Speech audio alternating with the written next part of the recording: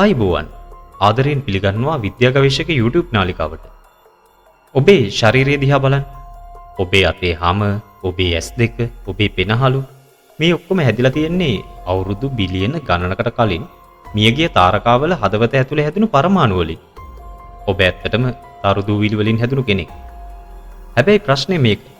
ඒ තරු දූවිලි ටික හුස්ම ගන්න හිතන්න පුළුවන් ජීවියෙක් වුණේ කොහොමද?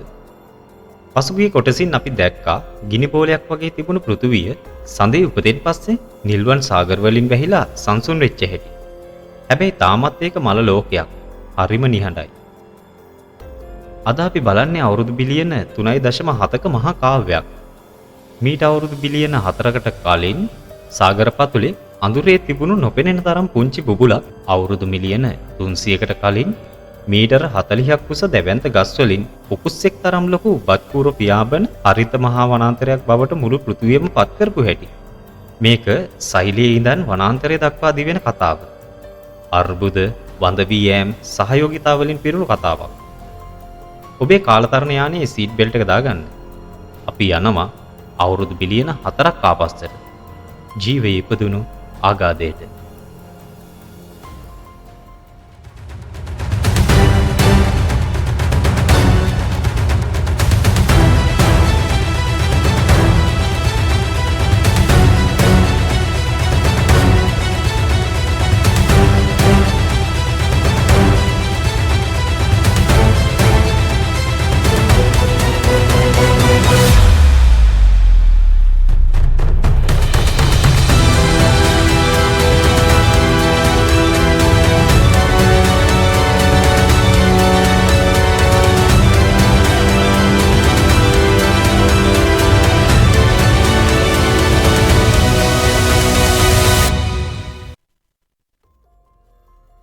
අවුරුදු බිලියන 4කට කලින් පෘථිවිය අද වගේ නෙවෙයි. අහස තැඹිලි පාටයි. හුස්ම ගන්න ඔක්සිජන් නැහැ. ඒ වෙනුවට විස දුමාරයක් හිරුගෙන් එන සැර කිරණ කෙලින් පොළොවට වදිනවා. ගොඩ බිමේ හිටියොත් පිච්චිලා යනවා. ඒ නිසා ජීවය හැදෙන්න පුළුවන් උනේ එකම එක තැනක. සාගර පතුලේ කිලෝමීටර් ගණනක් යට. හිරු එළියවත් නැති කළුවර ආගාදේ. ඒ ආගාදයේ තිබුණා සුදු පාට මාලිගා වගේ ගල් කඳු. මේවට කියන්නේ හයිඩ්‍රෝතර්මල් වෙන්ට්ස් කියලා. ගිනි කඳු වගේ කළු දුමක් දාන ඒවා නෙමෙයි. මේවා ඇතුලේ ආවේ සෙල්සියස් අංශක 90ක් විතර උණුසුම් සබන් වතුර වගේ දියරයක්. එළිය තිබුණේ අයිස් වගේ සීතල සාගර ජලය. මෙන්න මෙතනදී තමයි බුදුම දේ වුනේ. උණුසුම් සබන් වතුරයි සීතල සාගර වතුරයි මුණ ගැහෙන තැන ස්වභාවික බැටරියක් වගේ ශක්තියක් හැදුණා. ඒ ශක්තියෙන් වාතයේ තිබුණු වායු ජාති එකතු වෙලා ජීවයේ ගොඩනැගිලි කොටස් හැදුණා. ඇමයිනෝමල වගේ දේවල්. මේව තමයි ප්‍රෝටීන හදන අමුද්‍රව්‍ය. මේක තමයි ජීවයේ රසායනාගාරය. දැන් මේ අමුද්‍රව්‍ය ටිකට ගයක් ඕනි. සාගරයේ තිබුණු තෙල් වගේ ද්‍රව්‍ය ඉබේම එකතු වෙලා පොඩි සබන් බුබුලු හැදුවා. මේ බුබුලු වලට කියන්නේ ප්‍රෝටෝසෙල් කියලා. මේක තමයි ලෝකයේ පළවෙනි සෛලය. මේ ප්‍රෝටෝසෙල් එක ඇතුලේ RNA කියන අණුවක් හැදුනා. මේ RNA වලට Hamanගේ පිටපත් හදාගන්න පුළුවන්. හරියට සෙරොක්ස් මැෂින් එකක් වගේ. සරලව කිව්වොත් හයිඩ්‍රෝතර්මල් වෙන්ට්ස් කියන රසායනාගාරයේ ඇමයිනෝ අම්ල හැදුනා. ඒවා ප්‍රෝටෝසෙල් කියන බුබුලක හිර වුණා. ඒ බුබුල ඇතුලේ RNA හැදිලා Hamanගේම පිටපත් හදාගත්තා. මේකයි ජීවයේ උපත. මැජික් නෙමෙයි. විශේෂ පරිසරයක් නිසා ඉබේම සිද්ධ වුණු දෙයක්. අවුරුදු බිලියන 3.7කට කලින් ඕස්ට්‍රේලියාවේ ගල් වලින් ලෝකයේ පැරණිම පොසිල හම්බ වෙනවා. ඒ කියන්නේ ඒ කාලෙ වෙද්දි ජීවය පෘථිවියේ පදිංචි වෙලා ඉවරයි. සාගර පතුලේ කළුවරේ නොපෙනෙන තරම් පුංචි ප්‍රෝටෝසෙල් එකක් ඇතුලේ ජීවිතය කියන දේ පළවෙනි වතාවට ඇහැරුණා. තනියම නිහඬව. හැබැයි ඒ පුංචි ජීවිතයේ ඉස්සරහට මුළු ලෝකෙම වෙනස් කරන්න යනවා. ළඟදි මේ අය ඔක්සිජන් කියන වායුව හදලා ඒකෙන්ම ලෝකයේම අයිස්කුලයක් කරන්න යනවා. පළවෙනි සෛල බිහි වෙලා අවුරුදු බිලියන 1.5ක් ගියට පස්සේ ලොකු විප්ලවයක් වුණා. සයිනෝබැක්ටීරියා කියන නිල් කොළ පාට බැක්ටීරියා జాතියක් බිහි වුණා. මේ අය හිරු එළියෙන් කෑම හදාගන්න ඉගෙන ගත්තා. මේකට කියන්නේ ප්‍රභා සංශ්ලේෂණය කියලා. ඒ අය හිරු එළිය, වතුර සහ කාබන් ඩයොක්සයිඩ් පාවිච්චි කරලා සීනි හැදුවා. හැබැයි ඒ වැඩේ කරද්දී අතුරු ඵලයක් විදිහට ඔක්සිජන් කියන වායුව එළියට දැම්මා. මුලින්ම මේ ඔක්සිජන් සාගරයේ තිබුණු යකඩත් එක්ක එකතු වෙලා මලකඩ හැදුවා. ඒ මලකඩ සාගර පතුල තැම්පත් වෙලා ලොකු යකඩ පර්වත හැදුනා. අද අපි හරන යකඩ පතල් ඔක්කොම මේ සයනොබැක්ටීරියා වල වැඩ. මේවට කියන්නේ බෑන්ඩඩ් අයන් ෆෝමේෂන් කියලා. හැබැයි සාගරයේ යකඩ ඉවරුනම ඔක්සිජන් වායු ගෝලයට එකතු වෙන්න ගත්තා. මේක ලොකු ප්‍රශ්නයක් වුණා. මොකද ඒ කාලේ හිටපු ජීවීන්ගෙන් 99%කටම ඔක්සිජන් කියන්නේ විසක්. මිනිස්සුන්ට ක්ලෝරින් වායුව වගේ. ඔක්සිජන් වායු ගෝලයට එකතු වෙලා තව භයානක දෙයක් කරා. ඒ කාලේ පෘථිවිය රත් කරගෙන හිටියේ මීතේන්. ඔක්සිජන් නැවිත් මීතේන් ටික විනාශ කළා. හරිතාගාර ආචරණය නැති වුණා. එතකොට මොකද වුනේ? අවුරුදු බිලියන 2.4කට කලින් මුළු පෘථිවියම ශීත වෙලා හිම බෝලයක් වගේ මිදුණා. සාගර උඩ ඉඳන් කිලෝමීටර ගාණක් යටටම අයිස්. මේකට කියන්නේ යුරෝනියන් හිම යුගය කියලා. 99%ක් ජීවීන් වඳ වෙලා ගියා. ඔක්සිජන් විස වෙලා මැරුණා, සීතලට මැරුණා. අපි මේක පෘථිවියේ පළවෙනි මහා වඳ වී යාම් විදිහට සලකනවා. හැබැයි බේරුණු පොඩි කට්ටියක් හිටියා. ඒ අය කළේ පුදුම වැඩක්. ඔක්සිජන් විස නම් අපි ඒ විසෙන්ම හුස්ම ගන්න ඉගෙන ගමු කියලා ඒ අය අලුත් ක්‍රමයක් හොයාගත්තා. මේකට කියන්නේ වායු ගෝලීය ශ්වසනය කියලා. ඔක්සිජන් නැතුව හුස්ම ගන්නවට වඩා ඔක්සිජන් එක්ක හුස්ම ගද්දී 19 ගුණයකින් වැඩිපුර ශක්තිය හම්බෙනවා. හරියට බයිසිකලයකින් ගිහින් එකපාරම රොකට් එකක් හම්බුණා වගේ. අර්බුදයෙන් තමයි ලොකුම බලය හම්බුනේ. මේ අලුත් ශක්තිය නිසා ඉස්සරහට සංකීර්ණ ජීවීන් බිහි වෙන්න පාර කැපුවා. විස වායුවක් ජීවයේ ඉන්ධනය වුණා. වඳ වී යාමක් පරිණාමයේ ලොකුම පිම්ම වුණා. ඔක්සිජන් වලින් පණ ගහපු ලෝකේ අලුත් જાතිය සෛල බිහි වුණා. මේ සෛල ටිකක් ලොකුයි, දඟයි, දඩයම් කරනවා. දවසක් මේ ලොකු සෛලයක් ඔක්සිජන් පාවිච්චි කරලා හොඳටම ශක්තිය හදන පොඩි බැක්ටීරියාවක් ගිලගත්තා. සාමාන්‍යයෙන් ගිලලා දිරවනවා. හැබැයි මේ පාර එහෙම වුණේ නැහැ. ලොකු සෛලයේ හිතුවා මේ බැක්ටීරියාව මරන්නේ නැතුව මගේ ඇඟ ඇතුළෙම තියාගත්තොත් මට පැය 24ම ශක්තිය හදලා දෙයි නේද කියලා. පොඩි බැක්ටීරියාවත් හිතුවා මේ ලොකු සෛලය ඇතුලේ හිටියොත් මට කෑමයි ආරක්ෂාවයි දෙකම හම්බෙනව නේද කියලා. ඉතින් දෙන්න කිවිසුමක් ගැහුවා. එකට ජීවත් වෙන්න. මේකට විද්‍යාවෙන් කියන්නේ එන්ඩෝසයිම්බියෝසිස් කියලා. සරලව ඇතුලේ සහයෝගයෙන් ජීවත් වීම. මේ පොඩි බැක්ටීරියාව තමයි අද අපේ හැම සෛලයකම තියෙන මයිටොකොන්ඩ්‍රියා. ඔයාගේ, මගේ, බල්ලගේ, ගහක, කොළයක හැමෝගෙම සෛලය ඇතුලේ තියෙන ශක්ති බලාගාරය. මයිටොකොන්ඩ්‍රියා වලට තාමත් එයාලගේ වෙනම DNA තියෙනවා. ඒක තමයි යාලා ඉස්සර තනියම හිටපු බැක්ටීරියාවක් කියන්න තියෙන සාක්ෂිය. මේ සහයෝගිතාව නිසා තමයි න්‍යෂ්ටිය තියෙන සංකීර්ණ යුකාරියොට් කියන සෛල බිහි වුණේ. ඊට කලින් හිටියේ න්‍යෂ්ටියක් නැති සරල බැක්ටීරියා විතරයි. මයිටොකොන්ඩ්‍රියා වලින් ලැබුණු අධික ශක්තිය නිසා සෛල වලට තවත් පිස්සු වැඩක් කරන්න පුළුවන් වුණා. ඒ තමයි එකතු වෙලා එක සෛලයක් නෙවෙයි. සෛල 100 ගාණක්, දහස් ගාණක් එකතු වෙලා ජීවියෙක් වගේ වැඩ කරන්න ඉගෙන ගත්තේ. අවුරුදු මිලියන 600කට කලින් එඩ්ඩාකරන් කියන කාලේ පළවෙනි බහුසෛලික ජීවීන් බිහි වුණා. ඩිකින්සෝනියා, චානියා වගේ අමුතු හැඩ තියෙන පොළ රෙද්දක් වගේ පිහාටුවක් වගේ ජීවීන්. ඒ අයට කටවල් නැහැ, ඇස් නැහැ, සාගර පතුලේ ඇලිලා ඇඟින්ම කෑම උරා ගත්තා. තනියම දඩයම් කරපු යුගය ඉවරයි. සහයෝගයෙන් ජීවත් වෙන යුගය පටන් ගත්තා.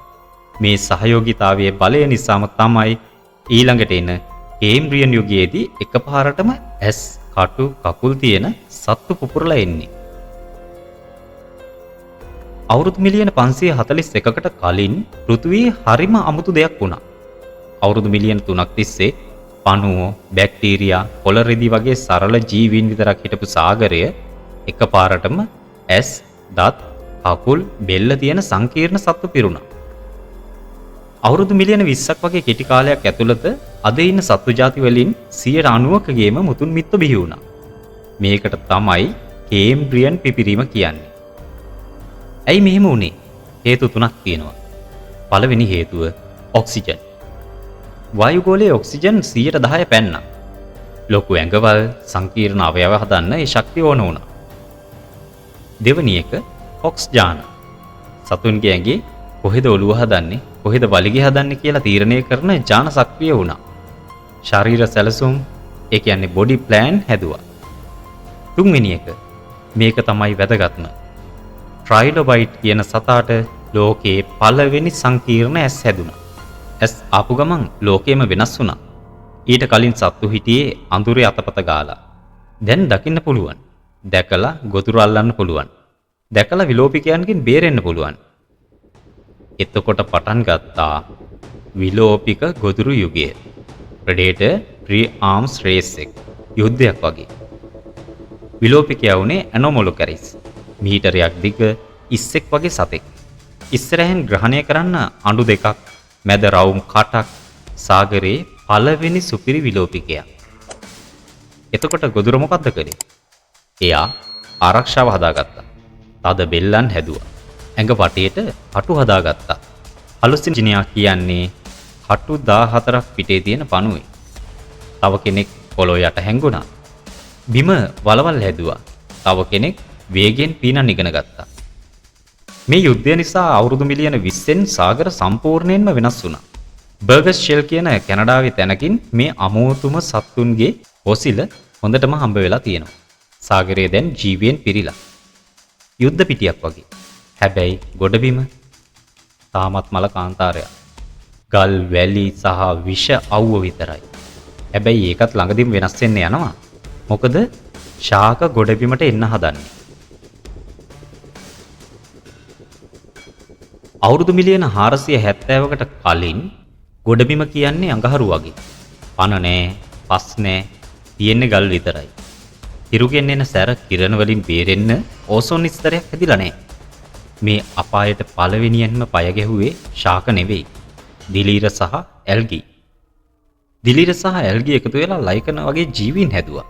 ඒ අය ගල් කුඩු කරන්න පටන් ගත්තා. හැබැයි නියම විප්ලවය කළේ ශාක. මුලින් හිටියේ පාසි වගේ උස සෙන්ටිමීටර් ගාණක් විතර පොඩි ශාක. ඒ අයට ප්‍රශ්න දෙකක් තිබුණා. පළවෙනි එක වේලිලා මැරෙනවා. දෙවෙනි එක කෙලින් ඉන්න හොඳු නාරටියක් නැහැ. ඒ අය ප්‍රශ්න විසඳගත්තේ දිලීර එක්ක ගිවිසුමක් ගහලා. දිලීර ගල් ඇතුළට මුල් යවලා පොළවේ තියෙන khනිජ ලවණ ශාක වලට දුන්නා. ශාක හිරු එළියෙන් හදපු සීනි දිලීර වලට දුන්නා. මේ සහයෝගීතාවයට කියන්නේ මයිකොරයිසා කියලා. අදටත් ඔයාගේ ගෙදර මල් පෝච්චිය යට මේ ගිවිසුම ක්‍රියාත්මක වෙනවා. මේ ගිවිසුම නිසා ශාක වලට ගොඩබිම ඉන්න පුළුවන් වුණා. ඒ අය මැරුණම දිරලා දිලීරෙක් එකතු වෙලා පස් හැදුවා. පස් කියන්නේ ගල් කුඩු විතරක් නෙවෙයි. ඒක ජීවී දේවල් වලින් හැදුණු දෙයක්. පස් හැදුණු ගමන් ගොඩබිමේ පළවෙනි සත්තු ටික ආවා.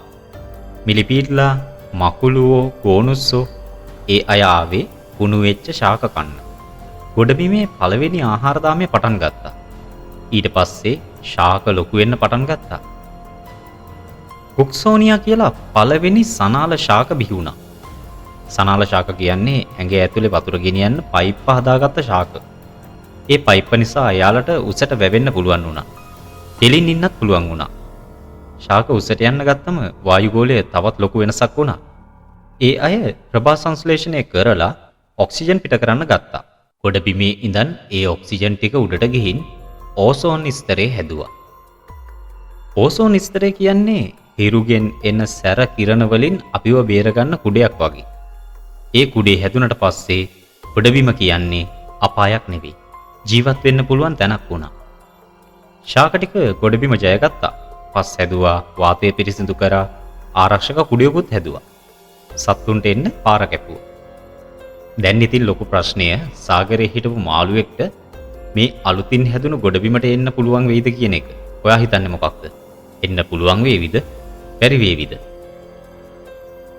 අවුරුදු මිලියන 375කට කලින් ඩෙවෝනියන් යුගයේ සාගර කියන්නේ මාළුන්ගේ යුගය. හැම තැනම මාළු. පොඩි සතුන්, විශාල සතුන්, සන්නාහ ඇඳගත් සතුන්. හැබැයි නොකබරු මඩ වගුරු වල ගංගාවල හිටියා විශේෂ මාළු జాතියක්. ලොෆින් ෆිෂ් කියලා. ඒ අයගේ වරල් ඇතුලේ නිකන්ම කූරු නෙවෙයි. අපේ අතේ කකුලේ වගේ අස්ති තිබුණා. උරහිසක්, වැලමිටක්, මැණික් කටුවක් ඒ වගේම යාලට පෙනහලුත් තිබුණා. වතුර මතු පිටට ඇවිත් හුස්ම ගන්න පුළුවන්. ඇයි මේ අයට කකුල් වගේ වරල් සහ පෙනහලු ඕනි උනේ? මොකද ඒ කාලේ දේශගුණය නිතරම වෙනස් වෙනවා. ලොකු නියං කාලේ එනවා. වගුරු පොකුණු හිඳෙනවා. සාමාන්‍යයෙන් මාළුවෙක් හිඳෙන පොකුණක හිර වුණොත් මැරෙනවනේ. හැබැයි ලොප්පින් මාළුවෙක්ට පුළුවන් වරල් වලින් පොඩ්ඩක් බඩගාලා ළඟ තියෙන තව පොකුණකට යන්න. පෙනහලු නිසා ගොඩබිමේ ටික වේලාවක් හුස්ම ගන්නත් පුළුවන්. මේ විදිහට අවුරුදු මිලියන ගණනක් තිස්සේ ගොඩබිමේ පොඩ්ඩක් බඩ ගන්න පුළුවන් මාළුවා තමයි දිවි ගලවා ගත්තේ. පරිණාමය කියන්නේ සැලසුමක් නෙවෙයි, අවශ්‍යතාවයට හරියන කෙනා ඉතුරු වෙන එක. 2006 අවුරුද්දේදී කැනඩාවේ ආර්ටික් ප්‍රදේශයෙන් පුදුම ෆොසිලයක් හම්බ වුණා. මේ තමයි මාළුවා සහ ගොඩබිමේ සතා අතර මිසින් ලින්ක් එක. ටික්ටාලික් කියන්නේ මාළුවෙක්. පොරපොතු තියෙනවා, වරල් තියෙනවා. හැබැයි එයාගේ ඔළුව මාළුවෙක් වගේ නන් නෙවෙයි. කිඹුලෙක්ගේ වගේ පැතලි. එයාට ගෙලක් තිබුණා. ඒ කියන්නේ ඔළුව විතරක් එහාට මෙහාට හරවන්න පුළුවන්. මාළුන්ට එහෙම බෑ. එයාලට මුළු ඇඟම හරවන්න ඕනේනේ. ඒ විතරක් නෙවෙයි. එයාගේ ඉස්සරහා වරල් ඇතුලේ උරහිස, වැලමිට, මැණික් කටුව, ඇඟිලි වගේ අස්ති පැහැදිලිවම පේන්න තිබුණා. එයාට ඒ වරල් වලින් බිම තද කරලා ඇඟෙන් ඉස්සරහා කොටස උස්සගෙන පුෂප් ගහන්න පුළුවන්. හරියට සීල් මාළුවෙක් වගේ. ටික්ටාලික් කියන්නේ තාමත් මාළුවෙක්. හැබැයි ගොඩබිමට එන්නම හදපු මාළුවෙක්. ටික්ටාලික්ගෙන් අවුරුදු මිලියන 10කට පස්සේ ඉක්තියොස්ටෙගා සහ ඇකැන්තොස්ටෙගා වගේ සත්තු බිහි වුණා. මේ අය තමයි පළවෙනි සැබෑ උභයජීවි. ඒ අයට කකුල් 4ක් තිබුණා. හැබැයි තාමත් මාළු වලිගයක් තිබුණා. එයාලා වැඩිපුරම හිටියේ වතුරේ. හැබැයි කන්න කෑම හොයන්න අලුත් පොකුණු හොයාගෙන ගොඩබිමේ ඇවිදින්න පුළුවන් වුණා. මාළුවා ගොඩබිම දිනුවා. වරල් කකුල් වුණා. ගිල්ස් වෙනුවට පෙනහලු ආවා. හැබැයි තාමත් ලොකු ප්‍රශ්නයක් තියෙනවා. මේ උභයජීවීන්ට බිත්තර දාන්න වතුර ඕනි. ඒ නිසා එයාලට ගොඩබිමේ වැඩි දුරක් යන්න බෑ. හැබැයි ළඟදිම ඒ ප්‍රශ්නෙත් විසඳෙනවා. බිත්තරේ ඇතුළටම පොඩි වතුර මල්ලක් දාලා හදාගෙන සම්පූර්ණයෙන්ම ගොඩබිම ජය ගන්න જાතියක් බිහි වෙන්න යනවා. ඊටත් කලින් ගොඩබිම හරිත මහා වනාන්තරයක් වෙන්න යනවා. අවුරුදු මිලියන 359කට කලින් පෘථිවිය අලුත් යුගයක් පටන් ගත්තා. ආබෝනිෆරස් යුගය. නමේ තේරුම ගල් අඟුරු දරන කියන එක. ඇයි ඒ නම? ඒක කතාවේ අන්තිමට කියන්න. ටික්ටාලික්ගෙන් පස්සේ බිහි වුණු උභයජීවීන්ට ලොකු ප්‍රශ්නයක් තිබුණා. එයාලට බිත්තර දාන්න වතුර ඕනි. ඒ නිසා ගොඩබිමින් ඈතට යන්න බෑ. ගංගාවිල් අයිනෙම හිර වෙලා. හැබැයි මේ යුගයේදී ඒ ප්‍රශ්නේ විසඳුණා. සතු జాතිය බිහි වුණා ඇම්නියොටික් බිත්තරය එක්ක. මේක නිකම් බිත්තරයක් නෙවෙයි. අභ්‍යවකාශ ඇතුමක් වගේ. බිත්තර කටුව ඇතුලේ පැටියාට ඕන කරන වතුර මල්ලක්, කෑම මල්ලක්, කුණු එකතු කරන මල්ලක් මේ ඔක්කොම තිබුණා. මේකෙන් තේරුම මොකක්ද? බිත්තරයේ ඇතුළෙම පොඩි වතුර පොකුණක් තියෙන නිසා වතුරට යන්න ඕනේ නෑ. දැන් කැලේ මැද, කාන්තාරයේ මැද ඕනම තැනක බිත්තර දාන්න පුළුවන්. මේ බිත්තර හදාගත්ත සත්තු තමයි පළවෙනි උරගීන්. රෙප්ටිලියස්ලා ආපු ගමන් ගොඩබිම නියම අධිරාජ්‍ය පටන් ගත්තා. දැන් වතුරෙන් නිදහස් මුළු මහද්වීපෙම එයාලගේ. හැබැයි මේ යුගයේ නියම රජවරු උරගීන් නම් නෙමෙයි. ඒ තමයි ශාක. මීට කලින් හිටපු ශාක වලට වඩා කාබෝනිෆරස් යුගයේ ශාක යෝධයෝ. ලෙපිඩොඩෙන්ඩ්‍රන් කියලා මීටර් 40ක්, ඒ කියන්නේ තට්ටු 12ක ගොඩනැගිල්ලක් තරම් උස ගස් හිටියා. කඳ කොරපතු වලින් වැහිලා. කැලමයිට්ස් කියලා උණගස් වගේ ඒත් මීටර් 50ක් උස යෝධ පැල හිටියා. මුළු පෘථුවියම විශේෂයෙන්ම සමකය හරහා මඩ වගුරු වලින් පිරුණු දැවැන්ත ගස් වලින් පිරුණු හරිත වගුරු වනාන්තර වලින් වැහිලා ගියා. අද ඇමේසන් කැලේට වඩා 100 ගුණයක් ඝන කැලෑ. ඒ විතරක් නෙමෙයි, වායුගෝලයේ ඔක්සිජන් 35යි. අද තියෙන්නේ 12යි. හිතන්නකෝ ඒ කාලේ හුස්ම ගන්න කොච්චර ලේසියක්ද කියලා. ගිනි පත්තු වෙන්නත් හරිම ලේසි. පොඩි අකුණක් ගැහුවත් මුළු කැලේම ගිනි ගන්නවා. මේ අධික ඔක්සිජන් නිසා සත්තුන්ටත් පිස්සු වගේ වාසියක් වුණා. කෘමීන්ට පෙනහලු නෑ එයාලා හුස්ම ගන්න ඇඟේ තියෙන පොඩි හිල් වලින්. ඔක්සිජන් වැඩි වුණාම ඇඟ ලොකු කරගන්න පුළුවන්. ඉතින් මෙගෙනියුරා කියලා උකුස්සෙක් තරම් ලොකු රාජාලියෙක් තරම් පියාපත් තියෙන යෝධ බත්කූරෝ අහසේ පියෑඹුවා. ආත්‍රොප්ලූරා කියලා මීටර 2.5ක් දිග කාර් එකක් තරම් ලොකු මිලිපීඩ්ලා බිම බඩ ගෑවා. ගෝනුස්සෝ බල්ලෝ තරම් ලොකු වුණා. හිතන්න උකුස්සෙක් සයිස් බත්කූරෙක් ඔයාගේ ඔළුවට උඩින් පියාඹලා යනවා. ඒක තමයි කාබෝනිෆරස් යුගය. හැබැයි මේ කතාවේ වැදගත්ම කොටස තමයි ගල් අඟුරු. ඒ කාලේ හිටපු දැවැන්ත ගස් මැරුණම වකුරු මඩේ එරිලා ගියා. හැබැයි ඒ කාලේ දැව දිරවන දිලීර තාම හරියට පරිණාමය වෙලා තිබුණේ නැහැ. ඒ නිසා ගස් කුණුනේ නැහැ. අවුරුදු මිලියන ගාණක් තිස්සේ වැටුණු ගස් උඩින් තව ගස් වැටිලා මඩයි වැලි පිරීලා අධික පීඩනයකට ලක් වුණා. ඒ පීඩනයෙන් සහ කාලයෙන් ඒ දැවැන්ත ගස් ටික ගල් අඟුරු බවට පත් වුණා. ඔව්. අද අපි විදුලිය හදන්න කර්මාන්ත වලට පාවිච්චි කරන ගල් අඟුරු කියන්නේ අවුරුදු මිලියන 300කට කලින් ජීවත් වුණු මීටර් 40ක් උස යෝධ ගස්. කාබෝනිෆරස් වනාන්තරයේම අද පොළොව යට ගල් අඟුරු නිදි වෙලා. අවුරුදු මිලියන 300කට කලින් ඒ පුංචි සෛලය මීටර් 40ක් උස ගස් වලින් යෝධ බත්කූරු පියාඹන හරිත මහා වනාන්තරයක් බවට මුළු පෘථිවියම පත් කළා. නොපෙනෙන සෛලයක ඉඳන් පොළව දෙදරවන වනාන්තරයක් දක්වා. මේකයි ජීවිතේ බලය. මේකයි පරිණාමය. හැබැයි කතාව ඉවර නෑ. මේ හරිත අධිරාජ්‍යයක් දවසක ඉවර වෙනවා. පෘථිවි ඉතිහාසයේ දරුණුම මහා වඳ වී යාම එනවා. 95ක් ජීවීන් මැරිලා යනවා. අලු මතින් ඊළඟ අධිරාජ්‍ය පටන් ගන්නවා. ඒ තමයි ඩයිනෝසරයන්ගේ යුගය. ඒ අසිරිමත් කතාව ඊළඟ කොටසින් අපි කතා කරමු. විද්‍යා ගවේෂක channel එක subscribe කරලා bell සලකුණ click කරන්න. මොකද ඉස්සරහට එන්නේ T-Rex ලා රාජාලි බිත්තර තරම් ලොකු මකුළුවෝ ගිනි කඳු වලින් වැහුණු ලෝකයක්. අදට මම සමු ගන්නවා. ආයෙත් දවසක හමු වෙමු. ඔයාලට සුබ දවසක්.